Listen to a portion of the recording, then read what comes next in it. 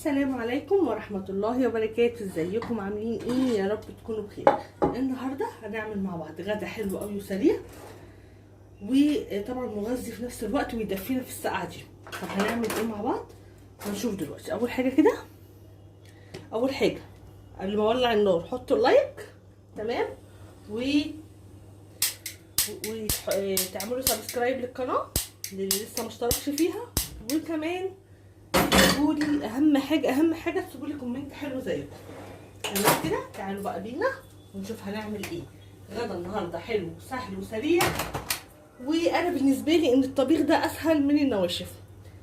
ما بتقفيش مع البوتاجاز، الاكل بيكون سهل، غير بقى النواشف بقى بنقعد نقلي ونحمر ومش عارفه ايه. في ناس كتير بتستصعب الطبيخ، لكن انا بالنسبه لي الطبيخ اسهل، وغير كده بيقعد لتاني يوم، فبتبقي خلصتي بقى تاني يوم مش هتعملي اكل. عشان كده معلش انا بتكلم وانا متدمره بردانه خالص، فبحس ان انا باخد نفسي بالعافيه يعني. فاول حاجه تعالوا بقى نشوف هنعمل ايه. عندي حله على النار، هجيب السمنه واجي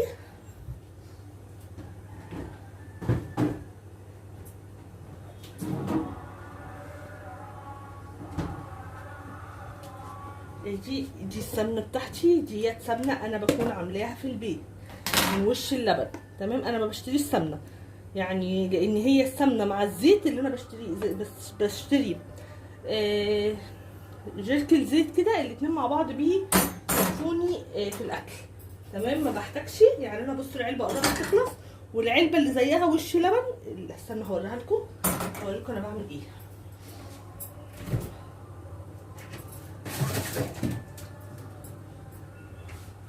بصوا انا بحوش اللبن في العلبه دي.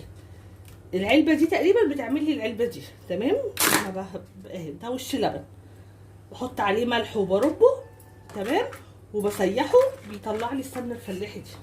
اعمله معاكم مره ان شاء الله. تمام، فانا كده ما بحتاجش اشتري سمنه خالص. ممكن بقى اشتري سمنه اللي هي مثلا العاديه دي للحلويات، اعمل بيها بسبوسه في رمضان بقى، او في الايام برضو دي. انا عادي بجيب كنافه وبحطها في الفريزر، اعمل بيها كنافه تبقى بالايه، باخد كده سمنه عاديه مع معلقه سمنه من دي. تمام، لان طبعا عارفين الكنافه بتاخد سمنه ايه. فتلاقوني ايه بجيب مثلا في رمضان، تلاقوني احتجت سمنه اكتر. انما في الايام العاديه هي الصراحه دي مع معلقه زيت كده وبتكفيني، بيبقى اكل صحي جدا، لان السمنه دي بتكون صحيه جدا جدا. طبعا ما فيهاش اي غش، ان احنا عاملينها من وش اللبن. عشان كده انا بحب قوي استخدم السمنه دي. واقلوا بقى بالبيض، بيكون طعمه تحفه، بمعنى كلمه تحفه. الاكل عموما بتخلي طعم الاكل، اي طبيخ بتعمليه، الرز، الحاجات دي كلها الصراحه بتخليه تحفه. شايفين السمنه شكلها عامل ازاي؟ بتكون بجد فظيعه. شايفين؟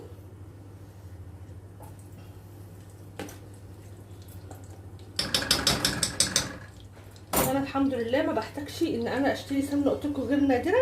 فلو جبت بجيب بقى اللي هي الزبده مثلا فيرن، بتكون دي بقى ايه للحلويات فقط لا غير، لكن ما بطبخش بيها.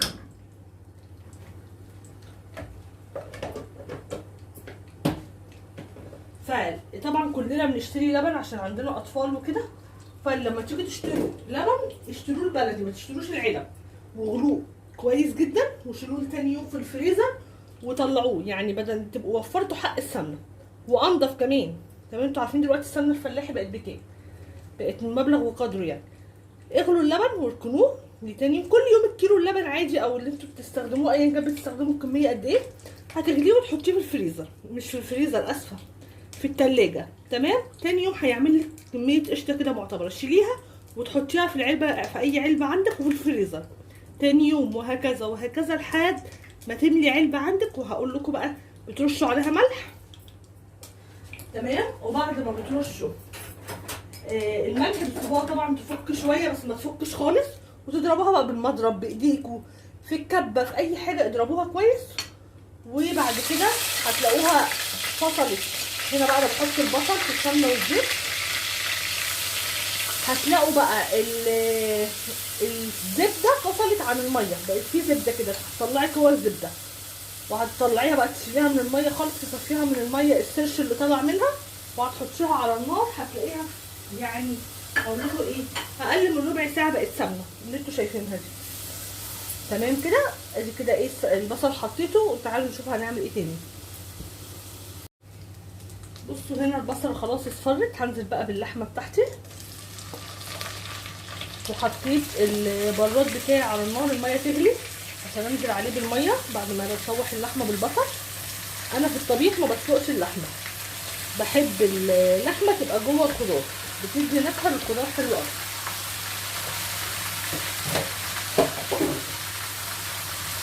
اشوح بقى ده كده مع ده. حاطه بقى ميه سخنه عشان انزل بالميه السخنه، لان للاسف الكاتل بتاعي باظ، عايزه انزل اشتري واحد. لو حد يعرف نوع كاتل يكون كويس تمام يعني جربه كده وقعد معاه فتره، لان انا كل شويه الكاتل يبوظ مني يعني، يقول لي عليه عشان انزل اجيبه، يقول لي على النوع يعني، ويفضل اللي هو عشان انا بحب البيض، يقول لي على نوع حلو.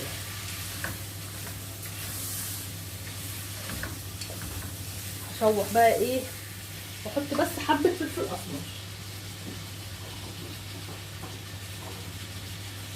اول بقى ما تنزل اللحمه تنزل ميتها وتشربها، اروح حاطه الميه المغليه عليها. اهم حاجه ميه مغليه عشان ما تدخلش معايا في سوا. تمام. وبعد كده بقى ايه نشوف هنعمل ايه. بصوا هنا بقى اهي اللحمه اتحمرت، هنزل بقى عليها ايه بالميه المغليه كده.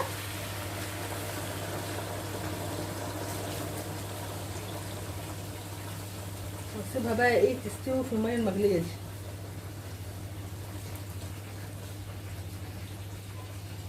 ان شاء الله كده ايه تكون يعني تستوي في الميه. شوف كده هننزل بقى بالصلصه ان شاء الله، يعني ان شاء الله اللحمه ما تاخدش سوا. بصوا هنا بقى هبتدي اعمل الرز. انا نقلت السبانخ في الحله دي، حسيت ان الحله دي صغيره عليها، وانا محتاج كمان الحله دي عشان اعمل فيها الرز، فايه قلت احطها في حله المونيا كده السبانخ يعني. طلعت ايه حله من اللي عندي.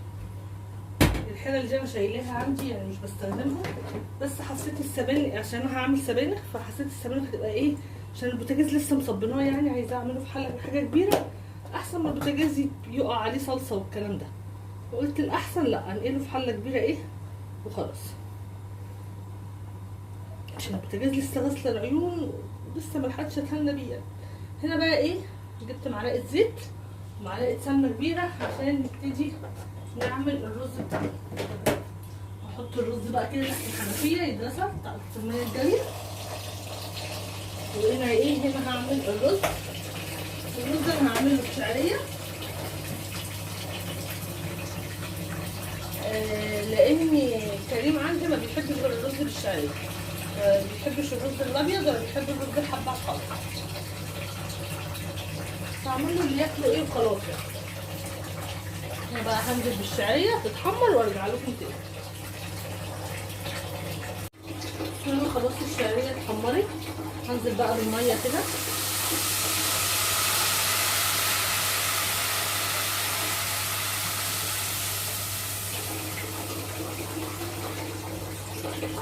انا بعمل الرز يعني ان هو يكفي لي يومين، لان بسخنه عادي في الميكروويف، تاني يوم بيبقى كاني لسه عاملاه.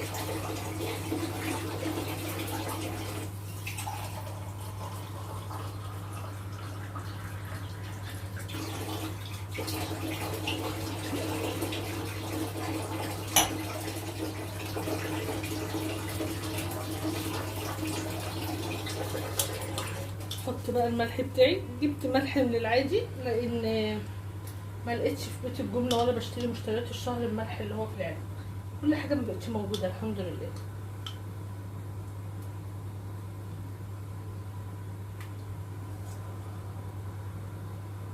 مع اني انا كنت خلاص بحب الملح اللي هو في العلبه دي اسهل يعني من ده، بس للاسف ما لقيتهوش.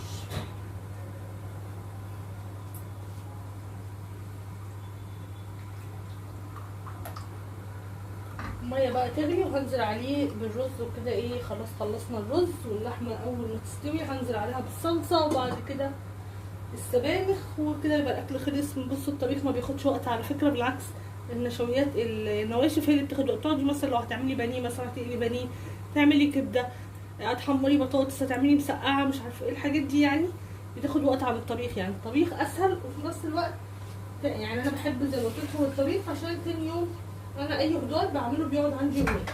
بجيب مثلا الفراخ او اللحمه تكفيني يومين عشان تاني يوم ما اطبخش، لان انا بعشق اليوم اللي ما بطبخش فيه اساسا. تمام. هسقط بقى الرز اول ما الميه تغلي وارجع لكم بقى ان شاء الله وانا بسقط السبانخ بعد اللحمه ما تستوي. بصوا هنا خلاص اللحمه بتاعتي استوت. هحط بقى فيها ايه معلقه صلصه كده، صلصه من هي دي عشان تخلي السبانخ لونها حلو. تمام. وهشوح اللحمه بتاعتي كده مع الصلصه دي عشان اضيع ايه الماده الحافظه اللي فيها. تمام كده. بعد كده بقى هجيب الصلصه بتاعتي اللي انا مفرزاها وهنزل عليها بس كده، مفيش اسهل من كده. اللبن بس هيغلي، بغلي لبن.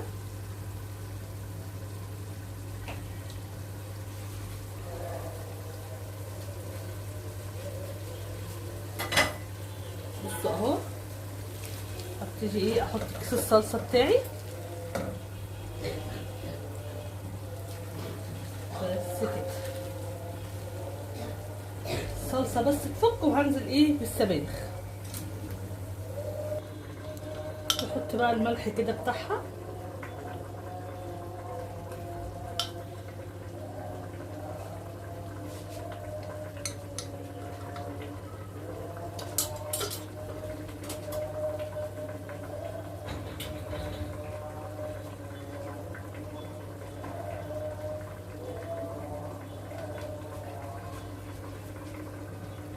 طبعا انا كنت اساسا حاطه فلفل اسمر في اللحمه فمش هحط عشان بس ما تبقاش حاميه على العيال.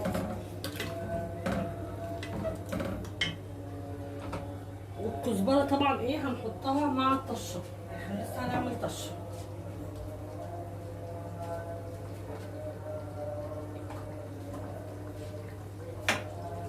بصوا انا ماليش في ماليش في اي خضار، يعني الباميه الوحيده اللي باكلها.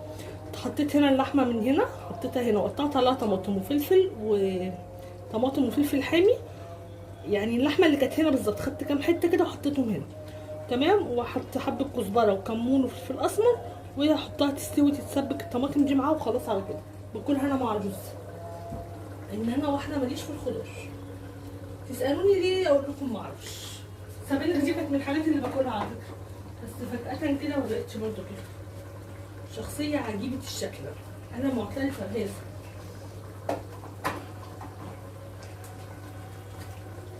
بس طبعا لازم اطبخ عشان خاطر عيالي وعشان خاطر جوزي، مش عشان انا ما باكلش الخضار ما اكلهمش، لا طبعا لازم اعودهم على الخضار عشان ما يطلعوش زيي اساسا يعني.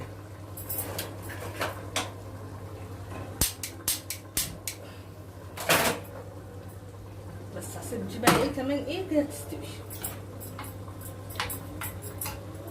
يلا بقى بينا ننزل كده هنا على السبانخ. خلاص الصلصه ايه فكت اهي. السبانخ طبعا مغسوله كويس جدا جدا و اتنقعت واتقطعت كده وكنت سايباها في المصفى تتصفى. تيجي بقى ايه انزل كده بالسبانخ.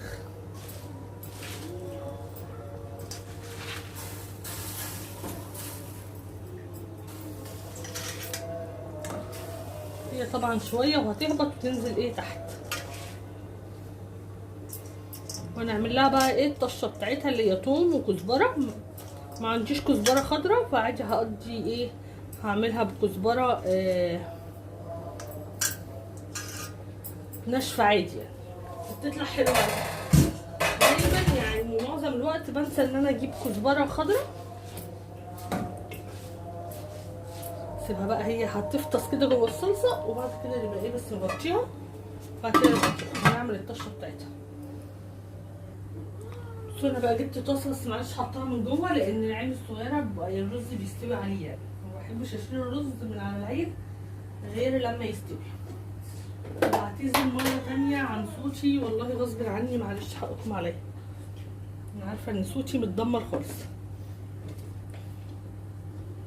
انا عايزه اقول لكم ان اول مره تجيلي كحه. انا ببرد يجيلي جسمي يوجعني، زوري يوجعني، لكن حوار الكحه ده اول مره يجيلي. حتى قبل كده لما جات لي كورونا ما جاتليش كحه. فالكحه دي انا عايزه اقول لكم مدمراني، ما بعرفش اساسا، بتعب قوي يعني، بخاف من الكحه.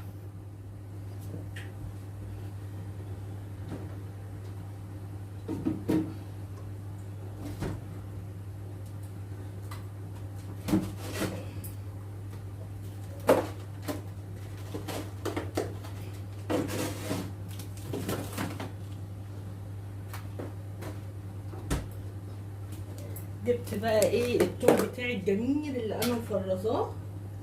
تمام. السمنه كده تسخن وهنعمل طشه ايه بقى السبانخ.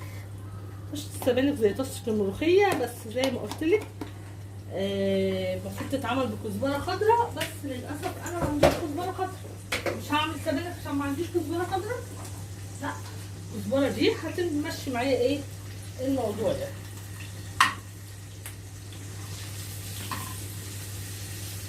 ثم بس ايه تاخد تصفر كده حاجه بسيطه وانزل بالكزبره عشان بس الكزبره ما تتحرقش.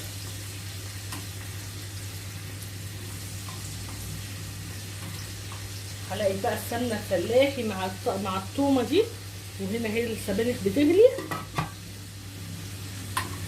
مش قادره بقى اقول لكم الريحه. على فكره كنت الاول السبانخ والباميه هما الحاجتين اللي كنت باكلهم في الخضار، لكن قلبت على السبانخ. دلوقتي بقى الحاجه اللي باكلها يعني كانت الباميه والسبانخ والملوخيه، الحاجتين اللي باكلهم هي الباميه والملوخيه. ولا بسله بقى ولا فاصوليا ولا لوبيا، كل ده انا مش بحطه في بقي. تقولوا لي اقول لكم ما اعرفش.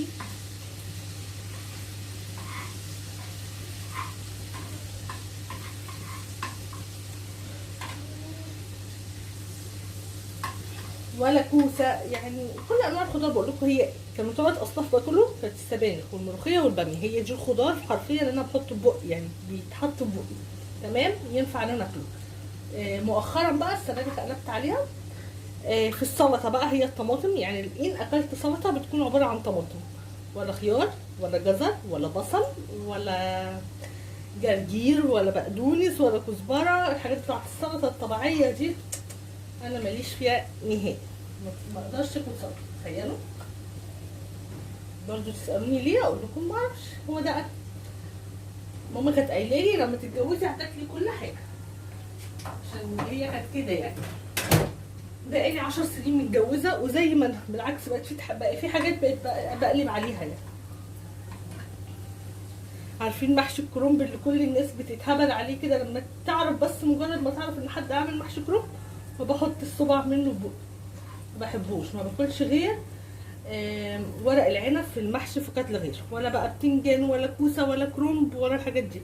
اللي ممكن اكله مع ورق العنب الفلفل، يعني فلفل بحبه، الفلفل المحشي. انما بقى ورق عنب قصدي كرنب، كوسه، بتنجان، كل دوت نو. وسيبكوا طب من الكوسه والبتنجان، في ناس بتحبها وناس ما بتحبهاش. الكرنب اللي مفيش اتنين بيختلفوا عليه انا مش بحبه. بصوا بقى كده خلاص عملت الطشه بتاعتي. ننزل بقى كده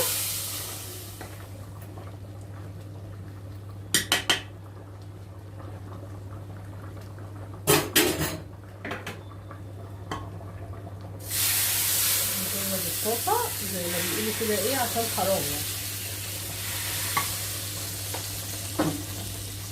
فعايزه اقول لكم والله العظيم مش مجامله، يعني جوزي لما بيجي، يعني مش بقول كده عشان انا اللي عامله الاكل، جوزي بيحب طعم الخضار بتاعي جدا وبيقول لي نفسك فيه حلو جدا يعني. وجوزي مش يعني الاكل وحش، هو يعني وحش، يعني جوزي ما بيعرفش يجامل نهائي في الاكل. يعني معنى كده مثلا ان انا مش بعمل الاكل طعمه وحش عشان كده مش حباه، لا، انا ما جربتش احطه في بقي، فاهمين؟ يعني هي السبانخ بس اللي كنت باكلها وقلبت عليها فجاه. فهي دي مشكله فيا انا، يعني مش عشان مثلا دقت وما عجبنيش، لا، انا ما دقتش وما جربتش ان انا ادوق، لان لما بدوق حاجه ما بحبهاش بستقي يعني. احنا بنعمل اكل بس كده حبايبي. كده خلصنا الاكل بتاعنا، واسفه ركيت معاكم كده ودردشت معاكم واحنا بنعمل الاكل. بس كده يعتبر الاكل بتاعي خلص خلاص. هصوره لكم بعد ما بيخلص واقول لكم استنوا، مش هقول لكم باي باي، استنوني لما الاكل يخلص.